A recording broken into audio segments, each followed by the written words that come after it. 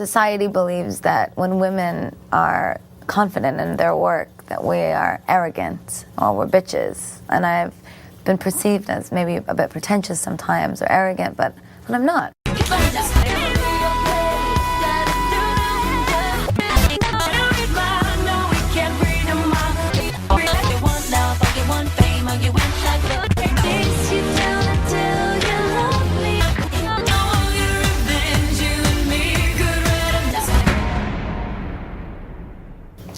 Gaga. Hi. Thanks so much for coming out. Nice to meet you. Nice to meet you. How are you? You are on the record with Fuse. Yes. Tell me about your creative process, how you come up with the song. And I love this idea that you said it's your job to have mind-blowing, irresponsible, condomless sex with whatever idea you're writing about. I mean, that's what an artist should strive to do. It is, but in real life, you should always have sex with a condom. Well, of course. We're talking about hypothetical, figurative. It was a hypothetical, metaphorical comment about how I like to roll around and wrestle with my music. And it comes from a very deep place. But how do you come up with your songs? Is it pen to paper? Are you sitting at the piano? It's whenever it comes. Whatever the muse. Praise God, whenever it comes. Because creativity for me is like, it's religious. Sometimes I'm at the piano, and sometimes I just hear something and I write it out loud, and sometimes I'm just humming, or I'm in the studio and I'm making a beat and I'm singing along. It's always different. When I wrote Monster, I had this vision. I had this vision of the way that I have seen men for so long. Monsters. Bad monsters or good monsters or both? Well, I like monsters, but monsters are bad for you, I guess.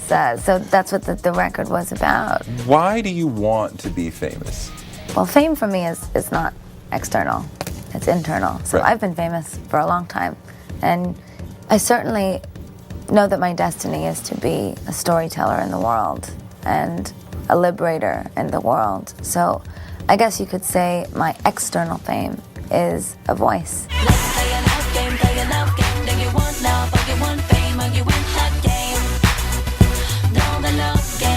Do you know what Stranger means?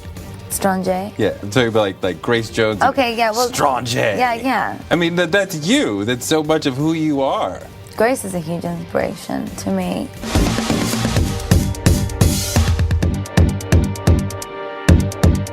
The androgyny of the woman is this kind of fascinating thing that nobody understands or wants to understand unless you're in the beautiful subculture that is my fans and also the gay community.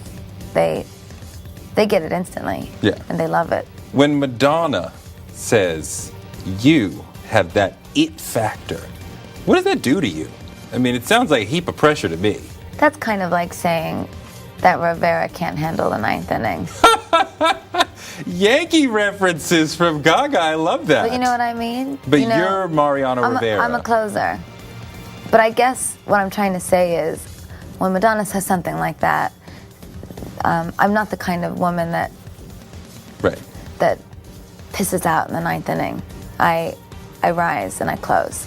I mean, you're a cultural phenomenon now. I mean, like, there were tons of Gagas for Halloween. Cartman on South Park is singing Poker Face. I mean, you know, how does it feel when you're like, you know, you've exploded beyond the music business to just everybody talking about you and thinking about you?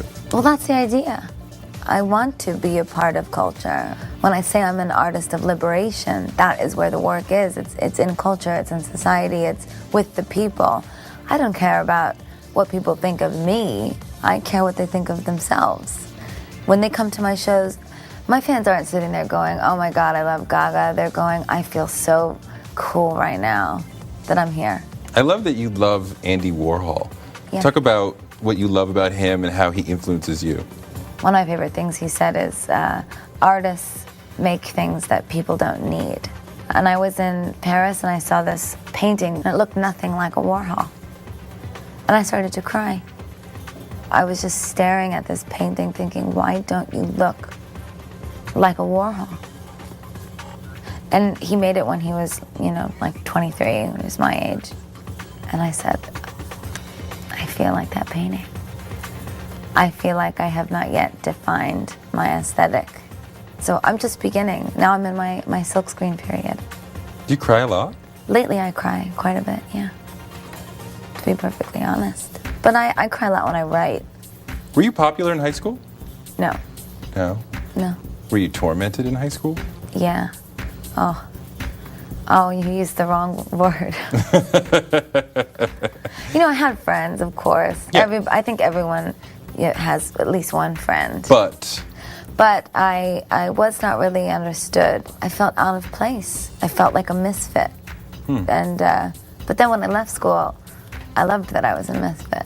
And I met all kinds of people. I realized I had a whole group of new friends that I could raise my freak flag with. well, yeah. Tell me about taking the name Lady Gaga. It started out kind of as a sweet, loving joke, and then it became something my friends all called me, and then I used it as a burlesque name. So, I just sort of became known as Gaga. What was the point in your mind and the process in your mind when you said, okay, Lady Gaga is my name and I will respond to nothing else from here No, forward? I respond to Stephanie, but my mom calls me Gaga now. Your But- mom calls you Gaga. Yeah, but it's because, it's like a nickname. Like if your dad calls you Skip. But at what point do you fully become Gaga? I mean, I know it's always in you, but at a certain point, it subsumes you and it becomes all of you rather than being a part of you. It happened around 5 years ago, but it's sort of like a mantra. It's kind of, you repeat it to yourself every day. Music is my life. Music is my life. The fame is inside of me. I'm going to make a #1 record and with #1 hits, and it's not yet. It's a lie. You're saying a lie over and over and over again, and then one day, the lie is true. Do you find your songs funny? Because Just Dance in particular is hysterical. Well, I think that on the Fame, there was a lot of humor, and there's more humor even in the Fame Monster, but it's a bit more kind of morbid. I want your psycho, your vertigo stick. While you admire a window, baby, you're sick. I want your psycho, your vertigo shtick. Want you in my rear window, baby, you're sick. I'm listing Hitchcock films and giving them a sexual connotation. But in reality, what I'm saying is, I want your horror. I want your fears. Whatever baggage you have, I've got it too, baby. Give it all to me. I want your psycho. I want your ugly. I want all the most disgusting parts of you that you think nobody will ever love. I loved all of those things. Ra ra Roma Roma ma Gaga ooh la la, what's your bad romance? I want your love and I want your revenge. You and me could write a bad romance. I love Bad Romance. Thank you. And it's exciting because it's a sort of different direction for you. It's a bigger song.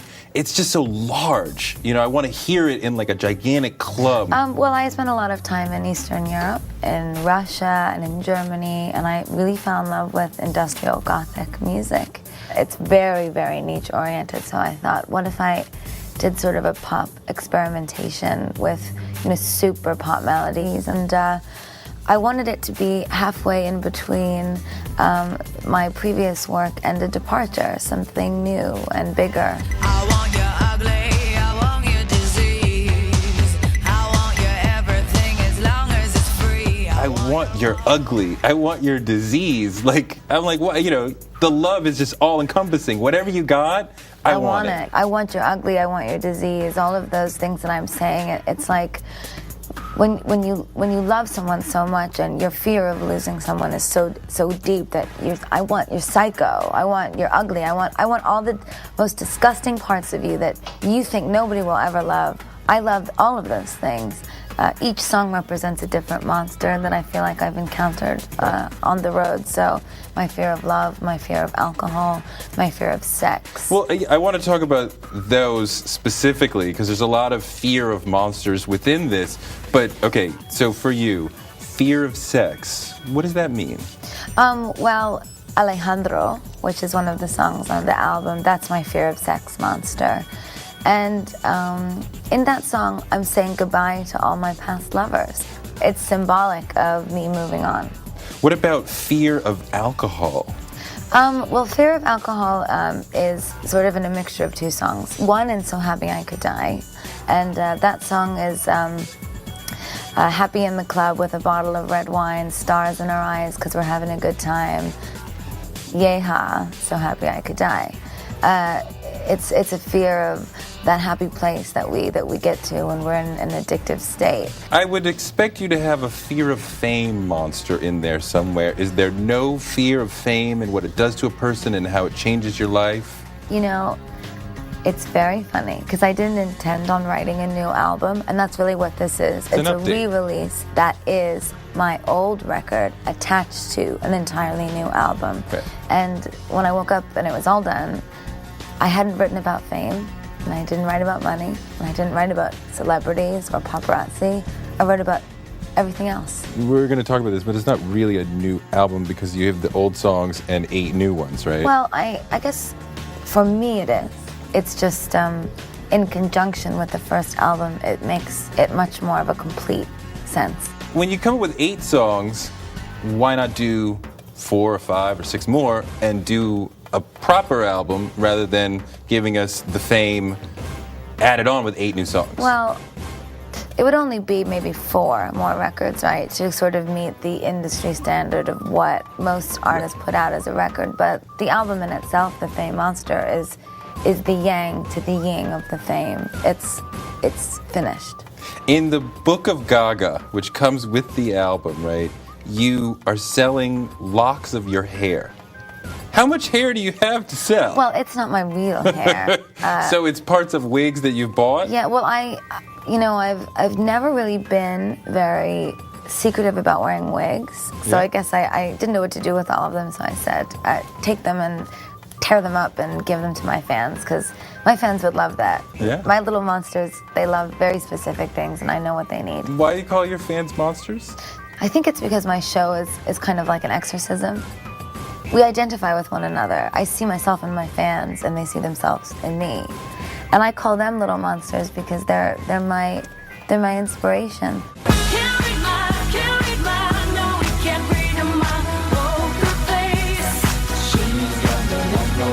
I love Poker Face. Can't quite figure out, what are you saying when you say he can't read my poker face? Well, the song was about fantasizing about women when I was in bed with my ex-boyfriend. So I didn't really want him to know because it bothered him, and that was the inspiration behind the song. You talk about that, you can have sex with women, but you won't love women. No. Okay, tell me. That's twisting my words. Tell me. I have loved all women. I love so many women in my life. But you're physical, only physical with women. I've never been in love with a woman in a romantic way. Okay, so I mean, that's what I meant. But I just wonder why you haven't been in love with the female heart in that romantic way. I don't know. But I certainly have beautiful relationships with women that I've been very close with. I don't know if even I can say I've ever been in love with a man. Really? Yeah. But you consider yourself bi, right? Yeah, I do. I mean, and you said that that letting that be known, you regret because you said it seems to some that you're using the gay community to seem edgy, which doesn't... No, that's not true. Okay, tell me. I don't think that's true. I think the gay community knows where I stand. I mean, it does make you seem edgy, but it's not a thing that you're using, it's who you are. That's why I don't really talk about it very much, because then it becomes... A thing. Yeah. That's why I say let's talk about the music. But I am honest about it so that I'm clear.